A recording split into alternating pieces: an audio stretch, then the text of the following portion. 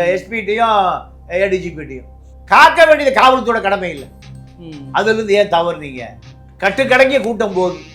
இந்த கூட்டத்தை ஏன் நீங்கள் கட்டுப்படுத்தலை? இது காவல்துறைக்கு உண்டான கடமையா இல்லையா? கடமையிலிருந்து நீங்கள் விலகி விட்டீர்களா? அப்போ இந்த கேள்வியை கேட்கிற பொழுது காவல்துறை சட்டம் ஒழுங்கு என்பது விஜயுடைய பொறுப்பு இல்லையே, புஷி ஆனந்தோடைய பொறுப்பு இல்லை. 41 உயிர் காப்பாற்றப்பட்டிருக்குமே. சில பேர் தனி உடைஞ்சிருக்கு, மண்டை உடைஞ்சிருக்கும். 41 உயிர் காப்பாற்றப்பட்டிருக்கிற இதை கிடுக்கி இப்படி கேள்வி. துஷார் மேத்தா வர்றாரு. யாருன்னு கேட்டா அமித்ஷாவுடைய அட்வொகேட். இந்த திரைப்படத்துக்கு துஷார் மேத்தா சென்னைக்கு வர்றாருன்னா இந்த வழக்கு எவ்வளவு முக்கியத்துவம் வாய்ந்ததுன்னு பார்த்துங்க. விஜய் எவ்வளவு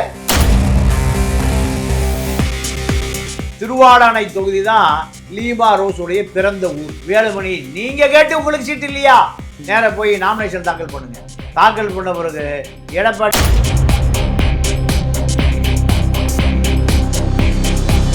ரிஃப்ளெக்ட் வாய்ஸ் நேயர்களுக்கு வணக்கம். இன்றைய சிறப்பு நேர்காணலில் நாம் சந்திக்க இருக்கின்ற சிறப்பு விருந்தினர் மூத்த பத்திரிகையாளர் தமிழா பாண்டியன் அவர்களை வரவேற்று நிகழ்ச்சிக்குள் செல்வோம். வணக்கம். வணக்கம். கரூர் துயர சம்பவத்திற்கு பிறகு விஜய் அவர்கள் நேற்று 7 மணி நேரம் அந்த சிபிஐ விசாரணைக்கு போயிருக்கிறாரு. பிறகு டெல்லி கிளம்பி இப்போ வந்துட்டு இருக்கிறாரு. வரதுக்குள்ளேயே அடுத்த ஆஜராக சொல்லி அடுத்த சம்மனையும் அனுப்பியிருக்கிறாங்க. 7 மணி நேரம் விசாரணை. என்ன நடந்துச்சு விஜய்க்கு? இல்லை, விஜயை பொறுத்தவரை விஜய் தான் இந்த கரூர் சம்பவத்துக்கு முக்கியமான அவிழ்க்கப்பட முடியாத பல முடிச்சுக்கள் விஜயிடம் இருப்பதாக சிபிஐ இந்த வழக்கை முடிவு செய்வதற்கு போதுமான ஆதாரங்களை திரட்டுவதற்கு விஜயிடம் விசாரித்து ஆக வேண்டும் என்று சிபிஐயினுடைய மூத்த அதிகாரிகள் முடிவு செய்கிறார்கள். நீங்கள் ஆதவ் அர்ஜுனா, நிர்மல்குமார், புஷி ஆனந்த் இவர்களிடம் விசாரணை செய்து இந்த ஆவணங்களை நீதிமன்றத்தில் ஒப்படைக்க முடியாது. ஏன்னா இந்த ஆவணங்கள் அடிப்படையில் தான் நீதிமன்றம் முடிவெடுக்க வேண்டும். இதற்கு போதிய ஆதாரங்கள் இந்த 3 பேருடைய விஜய் டிரைவர் உட்பட காவல்துறை அதிகாரிகள், கலெக்டர், எஸ்பி இப்படி பல பேரிடம் விசாரித்து அதை இறுதி வடிவம் செய்ய வேண்டிய நபர் விஜய். சிபிஐ அதிகாரிகள் இதற்காகத்தான் விஜயை விசாரிப்பது என்று முடிவு செய்கிறார்கள். முடிவு செய்து விஜயை இந்த விசாரணை முடிவுக்கு வருகிற இடமும் விஜய் தான். இப்போ விஜய்கிட்ட என்ன கேட்குறாங்கன்னா, குறிப்பாக தாமதமாக வருவதற்கு என்ன காரணம்? இது திட்டமிட்டு தாமதமா இல்லை இயற்கையாகவே நடந்ததா? இதுக்கு விஜய் எப்படி பதில் சொல்லுவார்? நீங்கள் அன்னைக்கு தினசரி பத்திரிகையில் விஜய் 2 மணிக்கு தோன்றுவார், 3 மணிக்கு தோன்றுவார்னு விளம்பரம் கொடுத்துருக்காங்க. இவர் மதியம்தான் வீட்டிலேருந்தே புறப்படுறாரா தொலைக்காட்சி காமிக்குது. அப்போது இந்த தாமதம் செயற்கையானதா இயற்கையானதா என்று முடிவு செய்ய வேண்டிய தேவை சிபிஐக்கு இருக்குது. இப்போ இதுக்கு நடுவில் விஜய் இப்போ என்ன பண்ணுறாருன்னா, ராடன் பண்டிட்னு ஒரு டெல்லியில் இருக்கக்கூடிய ஒருவரை ஆலோசனை கேட்குறாரு. அவர் யாருன்னா, ஊத்துக்குழியில் ஒரு கிளி ஜோசியராக இருந்த வெற்றிவேல். ஊத்துக்குழி கிளி ஜோசி ராகன் பண்டிட். இந்த ராகன் பண்டிட்டுடைய ஆலோசனைப்படி தான் டெல்லிக்கே போகிறார். இந்த கிளி ஜோசியரான வெற்றிவேல் பழைய அதிமுக மாவட்ட செயலாளர் மூலம் சசிகலா ஜெயலலிதாவுக்கு அறிமுகப்படுத்தப்பட்டது 2011 வாக்கில். அதன் பிறகு பல கோடி ரூபாய் நிர்வகிக்கக்கூடிய பொறுப்பு இந்த வெற்றிவேலுக்கு வருது. இப்போ வெற்றிவேல் இப்போ எந்த கட்சியில் இருக்காரு? ராகன் பண்டிட்டா மாறி இப்போ விஜய்க்கு ஆலோசகராக மாறிட்டார். இவரிடம் ஆலோசனை கேட்டு தான் டெல்லிக்கே போகிறாரு.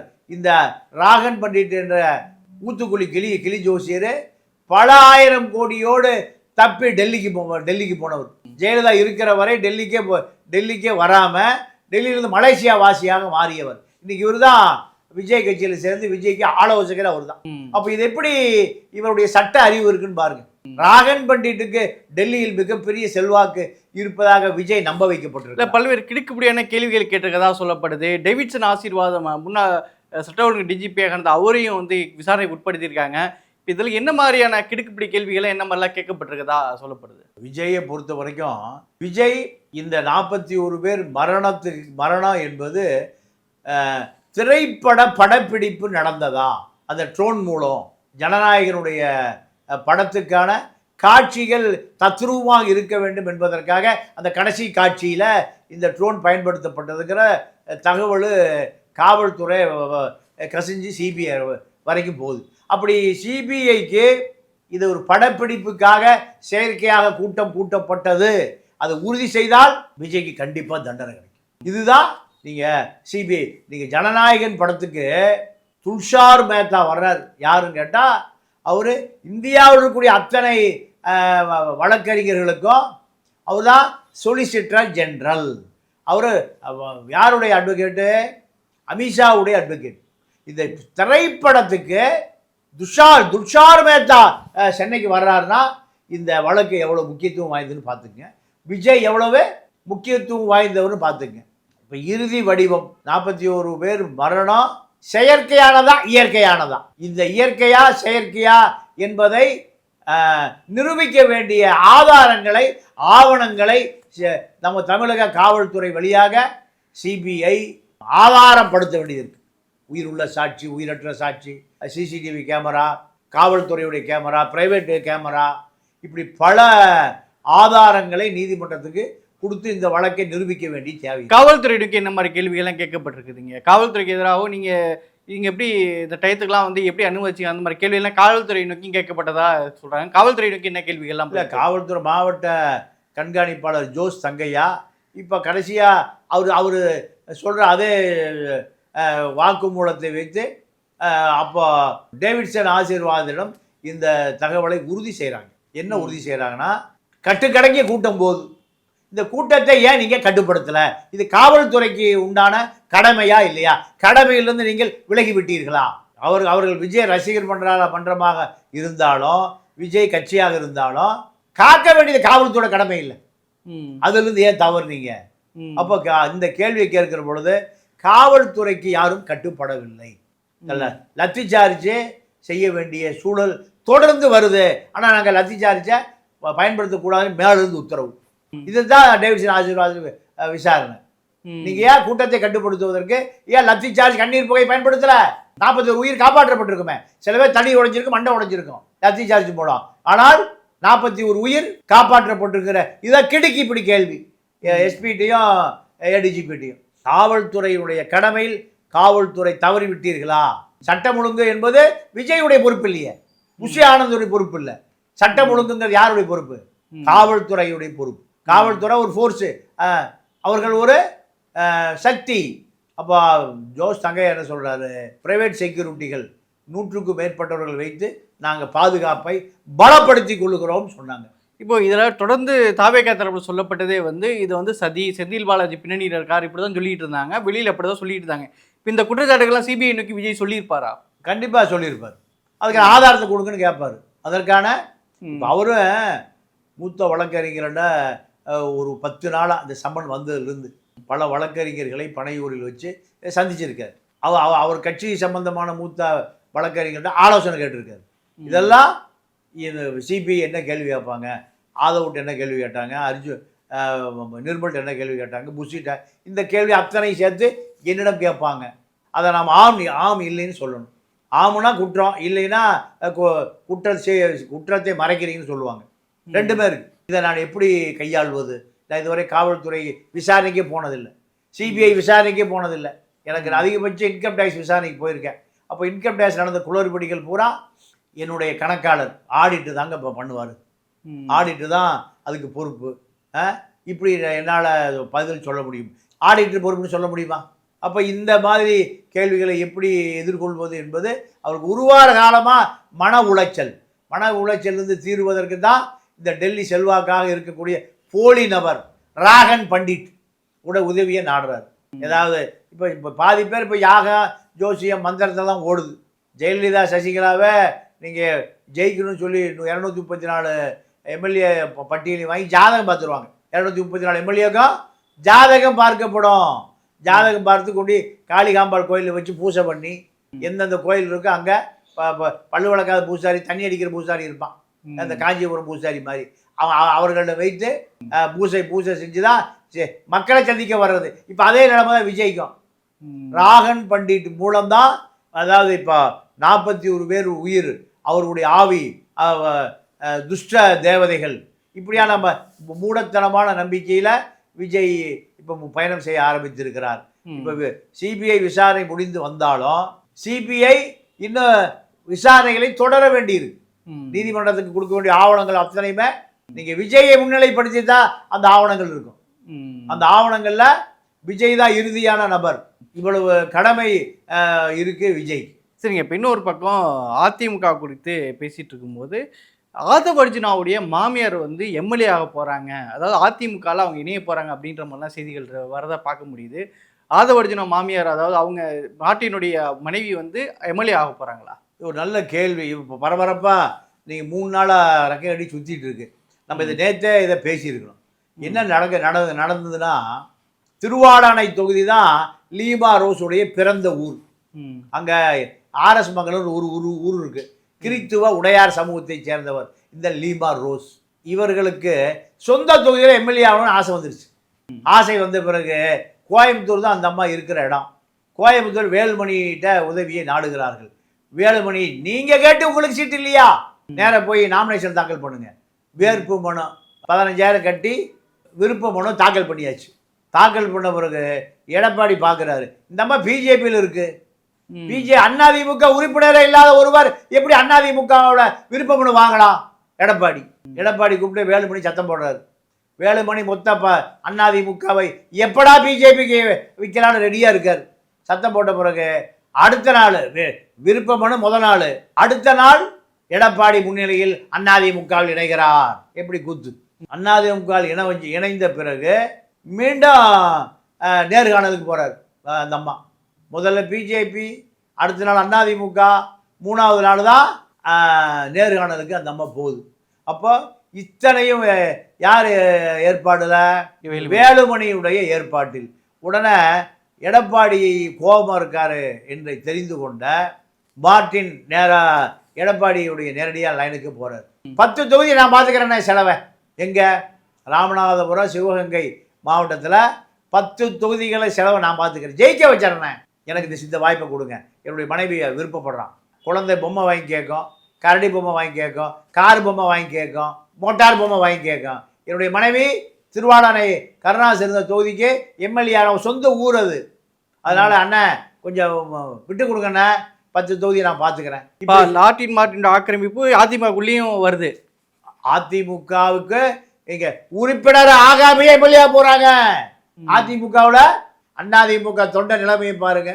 எம்ஜிஆர் கட்சி, ஜெயலலிதா கட்சி படுகிற பாட்டை பாருங்க. அங்கே பாண்டிச்சேரியில் மச்சான் என்ன பண்ணிட்டாரு? மச்சான் கட்டுப்பாட்டில் 5 எம்எல்ஏ இந்த தேர்தலில் கண்டிப்பாக வரும் அடித்து சொல்கிறேன். இப்போ 2 எம்எல்ஏ இருக்காங்க. ஜான்குமாருடைய மகன் ரிச்சர்டு ஜான்குமார், ஒருவர் காமராஜர் நகர், இன்னொருவர் நெல்லித்தோப்பு பகுதி சட்டமன்ற உறுப்பினர். இப்போ 10 கோடி ரூபாய் அதிமுக ஏலம், பகிரங்க ஏலம், 1 தரம் 2 தரம் 3 தரம் ஏலம் விடுற மாதிரி அதிமுக, திமுக, காங்கிரஸ், என்ஆர் காங்கிரஸ் இருந்து யார் வந்தாலும் 10 கோடி ரூபாய் தொகுதி செலவுக்கு தர்றேன். 5000 ஓட்டு தான் மொத்தம். 5000 ஓட்டு இருக்கும். ஆளுக்கு 5000 ஓட்டு வாங்கினா ஜெயிச்சிடலாம். இந்த 5000 ஓட்டுகள் வாங்குகிறவர் அங்கே சட்டமன்ற உறுப்பினர். 5 சட்டமன்ற உறுப்பினர்கள் வைத்திருந்தால் 16 பேர் இருந்தால் முதலமைச்சர். மொத்தம் 30 தொகுதி, 16 தொகுதி இருந்தால் முதலமைச்சர். என்கிட்ட 5 இருந்தால் ஆதவ அர்ஜுனா மச்சான் 5 சீட்டு இருந்துன்னா 5 சீட்டு இல்லாமல் யாரும் முதலமைச்சர் ஆகிட முடியாது. அப்போ பாண்டிச்சேரியிலையும் முதலமைச்சர், தமிழ்நாட்டில் அதிமுகவில் சட்டமன்ற உறுப்பினர், விஜய் கட்சியில் நிதியமைச்சர். விஜய் தனியாக வெற்றி பெற்றால் யார் நிதியமைச்சர்? ஆதவ அர்ஜுனா நிதியமைச்சர். இப்படி தமிழ்நாடு, பாண்டிச்சேரி 2 மாநிலங்கள்லையும் அரசியலை தீர்மானிக்கக்கூடிய இடத்திற்கு மார்ட்டின் மருமக வந்துட்டார். இதில் லீமா ரோஸ் தொகுதிக்கு நீங்கள் ஏறக்குறைய அதிமுக 10 தொகுதியில் வெற்றி பெறுவதற்கான வாக்குறுதிகளை எடப்பாடியிடம் கொடுத்த பிறகு டெல்லி வரைக்கும் இந்த தகவல் போய் உறுதி செய்யப்பட்டு எடப்பாடி இப்பொழுது டெல்லியிலிருந்து அழுத்தம் அந்த அம்மா சீட்டு கொடுத்துருக்கேன். அந்த அம்மாவுக்கு இப்போவே பிஜேபிக்கு ஒரு எம்எல்ஏ அட்வான்ஸாக வந்தாச்சு. லீமா ரோஸ் பாஜகவினுடைய எம்எல்ஏ. விஜய் கட்சி எம்எல்ஏக்கள் அத்தனை பேருமே பாஜகவினுடைய எதிர்கால எம்எல்ஏ. இப்படி பாஜக அதிமுகவுக்குள் ஊடுருவி களத்தை சரி செய்கிறார்கள். அதுதான் லீமா ரோஸுடைய அதிமுக என்ட்ரி. சரிங்க. இன்னொரு பக்கம் ஆட்சியில் பங்கு, அதிகாரிகள் பங்கு அப்படிங்கிறது விசிகேல தொடங்கினாலும் அது தாவேகா தான் அதில் வந்து பெரிய அளவில் பேசும்பொருளாக மாற்றினது. அதில் இப்போ காங்கிரஸ் வந்து விடாப்பிடியாக இருக்கிறாங்க. அந்த மோதல்ங்கிறது முத்திர நிலைகளை நோக்கி போயிட்டு இருக்கு. காங்கிரஸ் விடாப்பிடியாமல் இருக்காங்க. கூட்டணிக்குள்ள பிரச்சனை வராங்கன்னா ஆனால் தொடர்ந்து இது பேசப்பட்டுக்கிட்டே இருக்கு. இப்போ காங்கிரஸ்குள்ளே என்னதான் நடக்குது? இது திமுக வந்து இதை சகிச்சுக்குமா? என்ன நடக்குது? ஏங்க இந்த கேள்வியை எந்த ஊடகமும் விவாதத்துக்கு கொண்டே வரமாட்டேங்கிறான். ஏன்னா இவர்களும் கருப்பு ஆடுகள். இதுக்கான சூத்திரம் எங்க நடந்ததுன்னா, பிரவீன் சக்கரவர்த்தி என்ற ஒற்றை பார்ப்பனர். இந்த ஒற்றை பார்ப்பனர் திமுகவை வீழ்த்தியே ஆக வேண்டும். RSS அனுப்பப்பட்ட உளவாளியா காங்கிரஸுக்குள்ள வர்றாரு. காங்கிரஸுக்குள்ள வருகிறார். வந்த நீங்க 2014 பாஜக ஆட்சிக்கு வந்ததிலிருந்து இதே பிரச்சனை தான். காங்கிரஸை ஏங்க தூக்கி சுமக்கிறீங்க? திமுக நாடாளுமன்ற உறுப்பினர்களிடம் கருணாநிதி உயிரோடு இருந்த காலத்திலேயே பாஜகவை சேர்ந்த மூத்த தலைவர்களை ஆப்ளிகேஷனுக்கு போய் பார்க்குற திமுக நாடாளுமன்ற உறுப்பினர்களிடம் இதை சொல்லித்தான் கருணாநிதி போய் சொல்லுங்க, ஸ்டாலின் போய் சொல்லுங்கன்னாங்க. இது சொன்னால் யாரும் கேட்கல. இப்போ பிரவீன் சக்கரவர்த்தியை களத்தில் இறக்கி விட்டாங்க. களத்தில் இறக்கி விட்ட பிறகு டெல்லியில் பிரவீன் சக்கரவர்த்தி, KC வேணுகோபால், ராகுலை மிக எளிதாக சந்திக்கிற நபர். ரெண்டாவது, இது ஒரு யூத் விங். இது ஒரு நீங்கள் மல்லிகார்ஜுன கார்கே பெரிய பூத் விங். அது எல்லாம் 85 வயசுக்கு மேலே. இவர்கள் எல்லாமே 50-55 வயசு. இந்த இடைவெளி தலைமுறை. இந்த இடைவெளி தலைமுறையில் KC வேணுகோபால், பிரவீன் சக்கரவர்த்தி, 2 பேர். பிரவீன் சக்கரவர்த்தியினுடைய பின்னால் இருக்கிற RSS KC வேணுகோபாலையும் இந்த வளையத்துக்குள் கொண்டு வரப்பட்டது. யார் கொண்டு வந்தா? பிரவீன் சக்கரவர்த்தி கொண்டு வந்தார். கொண்டு வந்த பிறகு 40 நாடாளுமன்ற உறுப்பினர்களை திமுக கொடுப்பது, அதையெல்லாம் தாண்டி திமுகவை தமிழ்நாட்டில் வரவிடாமல் செய்தால் இந்திய அளவிலே வராது.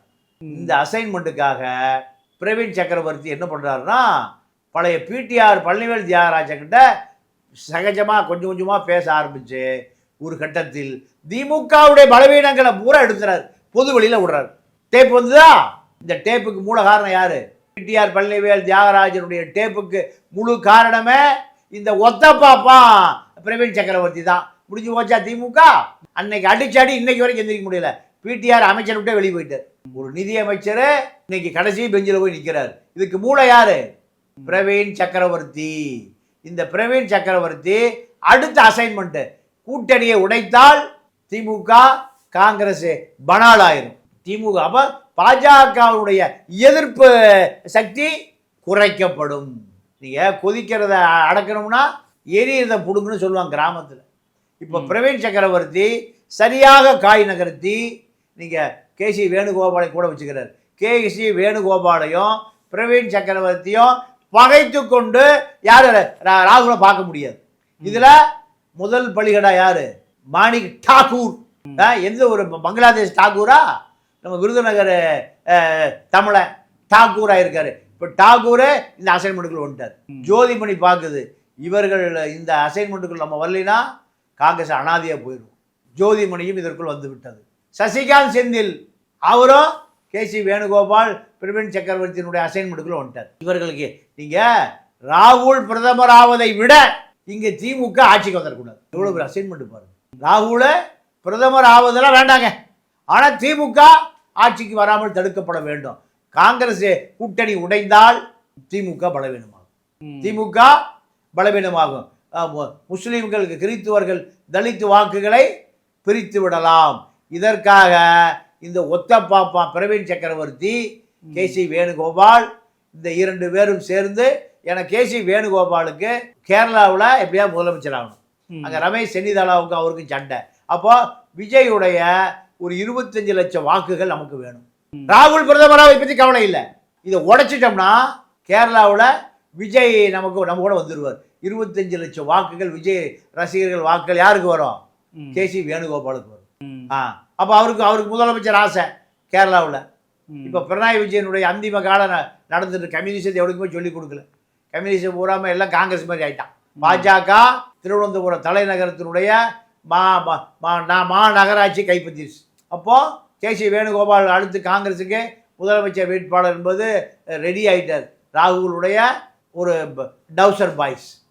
இந்த அரசியல் தான் கேசி வேணுகோபாலையும் இப்போ பிரவீன் சக்கரவர்த்தியும் இணைத்து ஆட்சியில் பங்கு திமுக அப்படியே வெளியே அனுப்புங்களேன். வெளியே அனுப்பினால் திமுக பலவீனப்படும். திமுக கூட்டணி பலம் இருக்காது. முஸ்லீம்கள் வாக்கு சிதறும். இதற்கான மூலதான் கேசி வேணுகோபால் பிரவீன் சக்கரவர்த்தி கூட்டணி. செல்வ பெருந்தக யாருடைய கோஷ்டி? கார்கே கோஷ்டி, மல்லிகார்ஜுன கார்கே கோஷ்டி. இப்போ மல்லிகார்ஜுன கார்கேக்கு ஒரு நெருக்கடி. திமுக கூட்டணியிலிருந்து இருப்பதா விலகுவதா? இப்படி சோனியா பொறுத்த வரைக்கும் எல்லாம் ராகுல் பார்த்துக்குவார். எல்லாமே அவர் ஆண்டவன் பார்த்து கொள்ளுவார். ராகுல் ஐரிஷை பார்த்து கொள்ளுவார். எங்க ஐரிஷுக்கு அடிக்கடி ஏதாவது பார்த்துக்கப்ப நீங்களே பார்த்துங்க. பாராளுமன்றம் பரபரப்பாக நடந்துட்டு இருக்குது. அவர் ஃப்ளைட் ஏறி கிளம்பிட்டார், ஐரிஷ் போயிட்டார். சோனியாமா ஆஸ்பத்திரிக்கு போயிடுச்சு. காங்கிரஸ் ஐசிக்கு போயிடுச்சு. இப்படி தான் கார்கே யார் மிரட்டுறா? நம்ம காங்கிரஸில் பழைய மணிசங்கர் ஐயர். அதே போல இப்போ ஜெயராம் ரமேஷ், அவர் ஒரு ஆர்எஸ்எஸ், பகிரங்க ஆர்எஸ்எஸ். பழைய மணிசங்கர் ஐயர் ஆர்எஸ்எஸ் ஆள் தான். பேரை பின்னாடி மணிசங்கர் ஐயர், மயிலாடுதுறை ஐயர். இப்போ இந்த திமுகவை பலவீனப்படுத்தின காரணத்தினால, இந்த டேப்பை லீக் அவுட் பண்ண காரணத்தினால மாயபுரத்தில் பிரவீன் சக்கரவர்த்தி சீட்டில் இருந்துச்சு. திமுக விடுவாராமா? பிரவீன் சக்கரவர்த்தி ஒத்த பாப்பான். இதுதான் திமுகவை தமிழ்நாட்டில் ஆட்சிக்கு வராமல் வீழ்த்தியே தீருவேன். காங்கிரஸ் வாக்குங்கிறது ஒன்றும் இல்லை, முஸ்லீம்கள் வாக்கு போடுவான். பிஜேபி எதிர்க்கக்கூடிய முஸ்லீம்கள் காங்கிரஸ் கொஞ்சம் சாப்பிட்டு காணராக இருப்பான். அவன் ஒரு 5% வாக்கை பிரித்தால் திமுக படுபாதாளத்துக்கு போயிடும். இதுதான் ஆர்எஸ்எஸ் திட்டப்படி காங்கிரஸுக்குள்ள ஒரு லாபியை உருவாக்கி, அந்த லாபிக்கு ஒத்த பாப்பான் பிரவீன் சக்கரவர்த்தி தலைமை தாங்கி கேசி வேணுகோபாலை இணைத்து, கேசி வேணுகோபால் பிரவீன் சக்கரவர்த்தி 2 பேரும் இணைந்தால் இந்த யூத்து பூரா அவரை பகைச்சிட்டு அரசியல் பண்ண முடியும். டெல்லிக்கு போய் ராகுலை பார்க்கவே முடியாது. இதுதான் இப்போ திமுக கடும் கோபத்தில் இருக்கு பிரவீன் சக்கரவர்த்தி மீது. ஒன்றும் பண்ண முடியாது. அவ்வளவு அதிகாரம் படைத்தவர்கள், ஒற்றை பார்ப்பனர்கள். திமுக கட்சியில் 1 கோடி பேர் இருந்தாலும் ஒரு ஒற்றை பார்ப்பனர் தான் அதிகாரம் செலுத்துவார். நீங்கள் ஈழப்பிரச்சனை நடந்துட்டு இருக்கிற பொழுது உயர்நீதிமன்றத்தில் சூனாசாமி, இந்த சூசாமி சந்திரகோட்டி தாக்கப்பட்டதுக்கு தான் 10,000 வக்கீல்கள் அடித்து துவைத்து விரட்டப்பட்டார்கள். அதுக்கு என்ன காரணம்? இந்த ஒரு சூனா பாப்பா ஒத்தா பாப்பானுக்கு என்ன அதிகாரம் இருக்கிறது என்பதை கண்கூடாக பார்க்க முடிந்தது. சென்னை உயர்நீதிமன்றம் 3 நாட்கள் பூட்டப்பட்டது. அப்போ கான்ஸ்டிடியூஷன் பிரேக் டவுன் அதுக்கு பேர். இந்தியாவுடைய அரசியல் சட்டமே 3 நாள் என்ன ஆகி போச்சு? பிரேக் டவுன் ஆகி போச்சு. சென்னை உயர்நீதிமன்றம் என்ன ஆகி போச்சு? பூட்டப்பட்டது. எந்த கேஸும் கிடையாது. போகையால வெளியில நடந்ததா இல்லையா? அந்த ஒற்றை சூனாசாமிக்கு அவ்வளோ பெரிய அதிகாரம். அதே போல இப்ப சூனாசாமிக்கு வயசாகி போச்சு. மணிசங்கர் ஐயர் காணாமல் போயிட்டாரு. இவர்கள் 2 பேரையும் கலந்து உருவாக்கப்பட்ட நபர் தான் பிரவீன் சக்கரவர்த்தி. அவர் கட்டுப்பாடு தான் காங்கிரஸ். அவர் கட்டுப்பாட்டை தான் ராகுலோடு மிக எளிதாக பேச முடியும். ஆர்எஸ்எஸ் இயற்கையாக செயற்கையாக பெரிய அதிகார மையமாக உருவாக்கி அவருக்கு ஆலோசனை செய்ய வச்சிருக்கு. எப்போது வேண்டுமானாலும் அவர் கவிழ்ப்பார். இப்போ ஏண்டா இவ்வளவு ஒரு இந்த திமுக அடிமை திமுக 40 சீட்டை பாண்டிச்சேரி உட்பட 40 சீட்டை கொடுத்து ராகுல் பிரதமர் ஆகணும்னு ஸ்டாலின் கத்திட்டு இருக்காரு.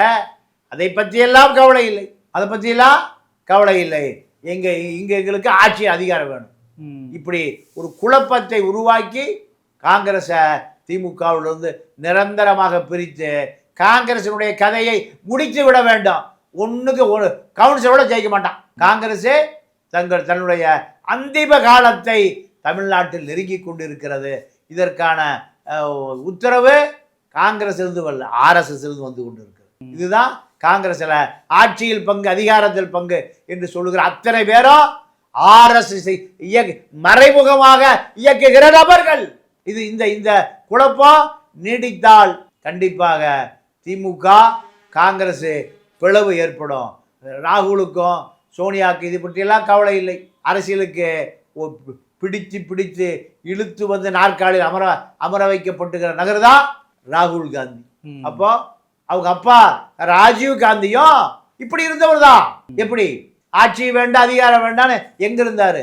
லண்டன்ல விமான பைலட்டாக இருந்தார். அவரை இந்திரா காந்தியினுடைய மரணம் 84 இந்திரா காந்தியினுடைய மரணம்தான் அவரை ஒரு பெரிய தலைவராக்கியது. 91 அவர் இழந்தோம். இப்போ இதுதான் காங்கிரஸ் அரசியல்.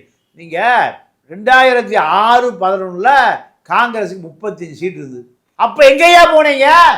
கூட்டணி ஆட்சி, ஆட்சியில் பங்கு, அதிகாரத்தில் பங்கு ஈஸியாக நடந்திருக்குமே. திமுக மைனாரிட்டி, திமுக 118 திமுக இல்ல. அன்னைக்கு இந்த நபர்கள் எல்லாம் எங்க போயிட்டாங்க? கபர்ஸ்தானுக்கு போயிட்டாங்களா? அன்னைக்கு இந்த நபர்கள் ஆட்சியில் அதிகாரத்தில் பங்குன்னு கருணாநிதி சட்டை பிடிச்சிருக்கல, ஆட்சியை கவுத்திருக்கலாமே. இங்க ஆட்சியை கவுத்தா ஈழத்தமிழை காப்பாற்றப்பட்டிருப்பான மனசாட்சி உள்ள மனிதருக்கு நான் கேட்கிறேன். அன்னைக்கு எங்க போனீங்க எல்லாம்? திமுக மைனாரிட்டி திமுக காங்கிரஸ் ஆதரவு கடிதத்துல தான் ஆளுநரிடம் கொடுத்து ஆட்சி செய்து கொண்டிருந்தது. அன்னைக்கு எத்தனை அமைச்சர் வேணாலும் நீ எடுத்துட்டு கொடுத்ததானே கருணாநிதியை வச்சிருப்பாரு. கருணாநிதிக்கு அன்னைக்கு நாதியே இல்லை. அன்னைக்கு எங்க போயிட்டீங்க? 50 வருஷமா, அது 100 வருஷமா? 2006-11 இப்போ இது 25 15 ஆண்டுகளுக்கு முன்பு மைனாரிட்டியாக இருந்த திமுகவிடவே ஆட்சியிலும் வாங்கல, அதிகாரத்துக்கு வாங்கல, அமைச்சரும் வாங்கல, கத்திரிக்காயும் வாங்கல. இப்போ RSS அஜெண்டாவுக்கு இந்த நபர்களெல்லாம் பயன்படுத்தப்படுகிறார்கள். இது நடந்தால் காங்கிரசினுடைய அண்ணாவால் பிடுங்கப்பட்ட ஆணி மீண்டும் அடிக்கப்படும். அதுதான் இன்றைய நிலை. இப்போ காங்கிரஸ்குள்ளே என்ன நடக்குது, இந்த ஆட்சியில் அதிகாரத்தில் பங்குறது பெரிய அளவில் இன்னைக்கு விவாதமாக மாறி இருக்கு. இதிலிருந்து காங்கிரஸினுடைய மேலிடம் விழித்து கொள்ளுமா, அல்லது இந்த போக்கு மூலிமா திமுகவுடைய கூட்டணி காங்கிரஸ் வெளியேறுமா அப்படின்றத நம்ம பொறுத்திருந்து பார்க்கலாம். நிகழ்ச்சியில் பங்கேற்று உங்களுடைய கருத்துக்கு நேரத்துக்கு மிக்க நன்றி. நன்றி, வணக்கம்.